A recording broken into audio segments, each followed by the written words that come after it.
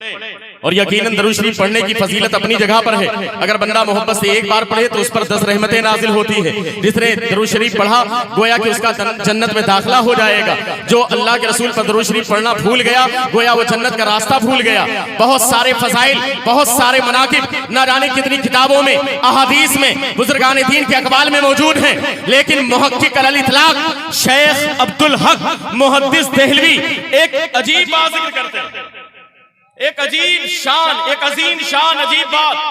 यानी फजीलत तो अपनी जगह, दरूद शरीफ पढ़ने के फजाइल बहुत सारे आपने सुने होंगे, लेकिन शेख अब्दुल हक मुहद्दिस देहलवी फरमाते हैं कि जो बंदा मोहब्बत के साथ प्यारे आका पर दरूद शरीफ पढ़ता है उसका फायदा यह है जहां उसके ऊपर रहमतें नाजिल होंगी, जहां उसके ऊपर कब्र में आसानी होगी, जहां उसके लिए जन्नत का मुझदे जाफिजा है। इसी तरीके से एक बहुत बड़ा फायदा यह है जो बंदा मोहब्बत के साथ प्यारे आका पर दरूद शरीफ पढ़ता है तो अल्लाह का करम उसके ऊपर ऐसा होता है कि अल्लाह उसके आने वाली 3 नस्लों में आशिके रसूल को पैदा है। नारे तकबीर, नारे रसालत, उर्से शहीद मिल्लत, उर्से मसीह मिल्लत, हुजूर साहिबे सज्जादा, नारे तकबीर। आशिके रसूल मामूली बात नहीं है ये। आशिके रसूल, आशिके रसूल 3 नस्लों में, 3 खानदान में। बहुत अच्छे। अगर समझ में ना आए तो जिसने सलाम पे सलाम पढ़वाया है और जब एतराज किया जमाने वालों ने तो उसने मुस्तफा जाने रहमत पे लाखों सलाम कहा, लेकिन लोगों के पेट में दर्द हुआ तो कुर्बान जाइए। उस बरेली के ताजदार ने कहा था अरे तुम्हें लाखों सलाम पर एतराज है, सुनो सुनो काबे के बदरूद तुझा तुम पे करोड़ों जरूर, तैबा के शमशोर तुहा तुम पे करोड़ों। नारे तकबीर, नारे रिसालत, और फायदा क्या हुआ? हमें उसी दरूद शरीफ की बरकत तो है। बरेली का इमाम भी आशिके रसूल है, उनके शहजादे मुफ्ती आजम भी आशिके रसूल है, उनके पोते और नवासे भी आशिके रसूल है। वाह, जिंदाबाद। और अल्हम्दुलिल्लाह आज जहां पर आप मौजूद हैं ये तो आले रसूल हैं, इन्हीं पर तो दरूद पढ़ा जाता है। क्या कहने हैं? जब तक इन पर हम दरूद ना पढ़े सरकार पर और सरकार की आल पर इन पर दरूद ना पढ़े हमारी इबादत नहीं होती। पढ़ते तो इन्हीं पर है, लोग एतराज करें वो जाहिल हैं। हमें जब तक आले रसूल पर दरूद ना पढ़ा जाए, जब तक आले रसूल की मोहब्बत ना हो तब तक ईमान मुकम्मल कैसे होगा? इसलिए कि ईमान की अलामत जिस तरीके से रसूल की मोहब्बत है इसी तरीके से आले रसूल की मोहब्बत भी ईमान की अलामत है। तकबीर, निसाब किबला की आमद है। हज़रात गिरामी तवज्जो के साथ एक मरतबा मोहब्बत के साथ दरूद शरीफ पढ़ें। अल्लाहुम्मा सल्ली अला सय्यदना व नबियना व हबीबना मौलाना मुहम्मद व बारिक वसल्लम सल्लल्लाहु अलैहि सलातो व सलाम अलैका या रसूलुल्लाह सल्लल्लाहु तआला अलैहि वसल्लम। अच्छा ये बताइए कि आज आस्ताने पर सरकार शहीद मिल्लत और मसीह मिल्लत के आस्ताने पर तबर्रुकात की ज़ियारत हो रही है। आप लोगों में से किसी ने किया? जरा हाथ उठा के बताइए किया है? सुभान अल्लाह, बहुत हसीन मंजर। हकीकत में तो हमारी निगाहें ऐसी नहीं है कि इन चीजों को देखें, लेकिन ये करम है और ये आले रसूल का सदका था कि इनके सदके में हम लोगों ने ज़ियारत की। आप शुक्रिया अदा करें और जितना शुक्र अदा करें वो कम है कि नहीं। हम तो इस लायक भी नहीं है कि हम उन तबरुकात के सामने खड़े हो सकें, लेकिन हज़रात गिरामी वहां का मंजर आप देखें, उन तबरुकात को देखें आप, सरकार की जुल्फे मुबारक सुभान अल्लाह, सरकार का मुँह मुबारक सुभान अल्लाह। इन तमाम चीजों को देखने के बाद और यहाँ की सजावट और ये अहले बैत इत्हार का काफिला देखने के बाद बांदा शरीफ से आया हुआ एक शेर में पढ़ना चाहता हूं। क्यों फिर रहा है गुंबदे खजरा निगाह में, क्यों फिर रहा है गुंबदे खजरा निगाह में, तवज्जो, क्यों फिर रहा है गुंबदे खजरा निगाह में। मौजूद तो हम जबलपुर में, मौजूद हम सरकार शहीद मिल्लत और सरकार मसीह मिल्लत के आस्थाने पर, लेकिन यहाँ पर मौजूद होकर हमें आखिर गुंबदे खजरा नजर क्यों आ रहा? वजह क्या है? क्यों फिर रहा है गुंबदे खजरा निगाह में? हमें एक आशिके नबी का है कुल खान का हमें, हाय हाय हाय हाय हाय, जिंदाबाद जिंदाबाद। एक आशिके नबी का है कुल खान का हमें, क्यों फिर रहा है गुंबदे खजरा निगाह में? एक आशिके नबी का है कुल खान का हमें। और मजहर मजहर कसम खुदा की ये मुर्शिद का फैज है। हमें जो रब्बानी है वो तो बोल दे कम से अरे जिंदाबाद जिंदाबाद। मजहर कसम खुदा की ये मुर्शिद का फैज है, जो रब्बानियों की धूम है हर कारगर। नारे तकबीर, नारे रसाल, फैजाने दरबारे रब्बानी, नारे तकबीर। जो रब्बानियों की धूम है हर कारगर। हमें ये शेर सुना अच्छा लगा आपको, अब मैं वो शेर सुनाता हूं जो साहिब आस्ताना का है, जिनका उर्स हम मना रहे हैं, जिनकी महफिल में हम मौजूद हैं। जरा आप देखें तो सही, इश्क के समंदर में गोता लगाकर मार्फत का कैसा शेर कसम खुदा की सुनने के बाद तबीयत मचल जाए। साहिब आस्ताना इरशाद फरमाते हैं, कर दे कुदरत से मेरा कल्ब मुजल्ला अल्लाह, कर दे कुदरत से मेरा कल्ब मुजल्ला अल्लाह। हमें आमीन कहो।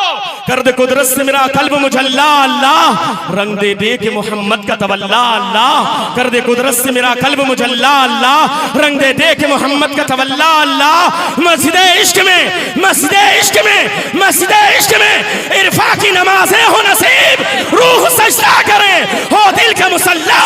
नारे तकबीर, नारे रसालत, उर्से शहीद मिल्लत, उर्से मसीह मिल्लत, हुजूर साहिबे सज्जादा।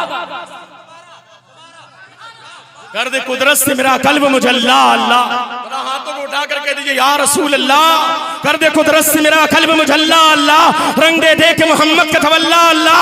मस्जिद इश्क में, मस्जिद इश्क में इरफा की नमाजें हो नसीब, रूह सजदा करे हो दिल का मुसल्ला।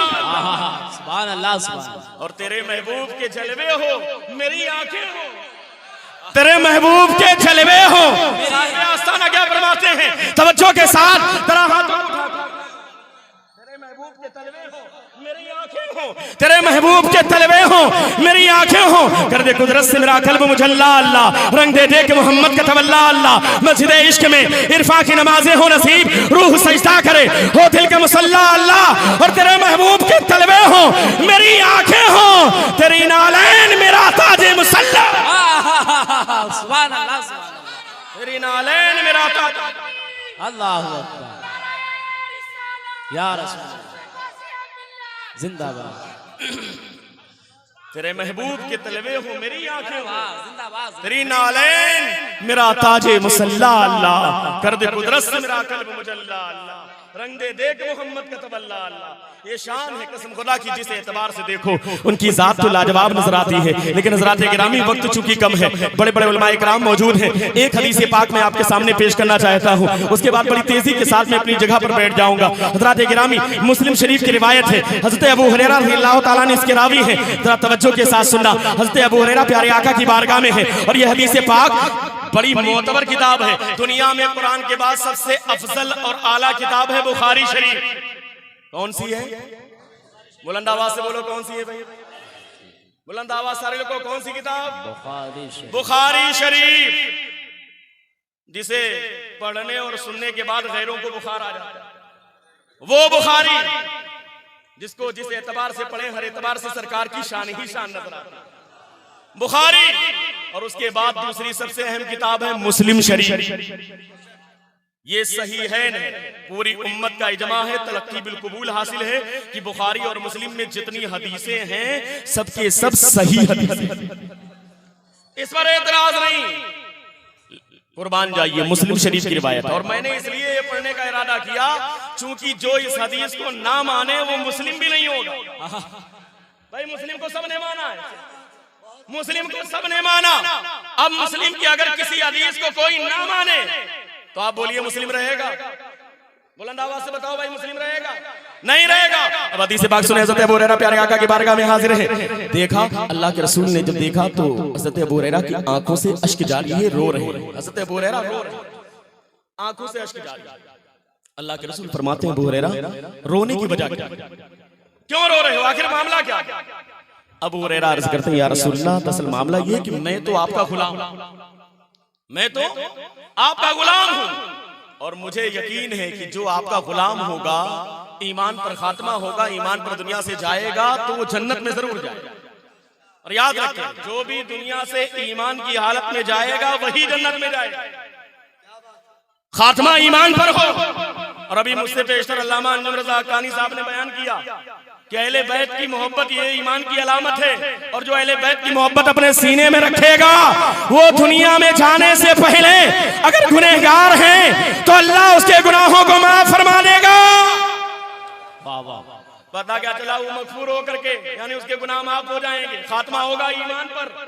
पता क्या चला, रसूल की मोहब्बत ईमान की अलामत और आले रसूल की मोहब्बत भी ईमान की अलामत। तो हमें मोहब्बत रखना चाहिए, है कि नहीं?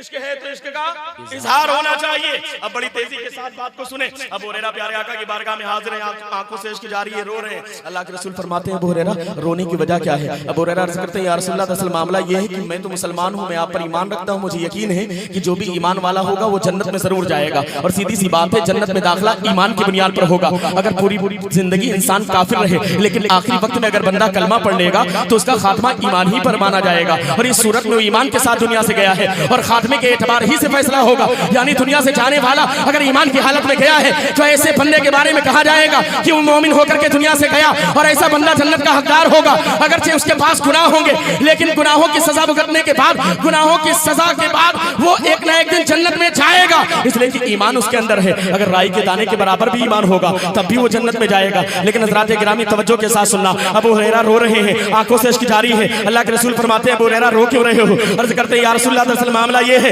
कि मैं तो आपका गुलाम हूँ, मैं तो आपका चाहने माना और मानने वाला हूँ। मुझे यकीन है कि जो ईमान की हालत में दुनिया से जाएगा वो जन्नत में जरूर जाएगा। लेकिन मामला ये है, या रसूलल्लाह, मेरी वालिदा है, मेरी अम्मी जान है, मेरी माँ है, उन्होंने अभी तक आप पर कलमा नहीं पढ़ा। मैं बराबर उनसे कहता हूँ कि अल्लाह के रसूल पर ईमान लाओ, लेकिन वो उल्टी सीधी बातें कर देती है। आज सुबह जब मैं आ रहा था तो मैंने कहा था, ए अम्मी जान, अल्लाह के रसूल जो दीन लेकर के आए हैं उस दीन को मान लो, इन दीना इंदल्लाहिल इस्लाम पर अमल कर लो, इस्लाम को तुम कबूल कर लो। लेकिन मेरी वालिदा ने उल्टी सीधी बातें कही।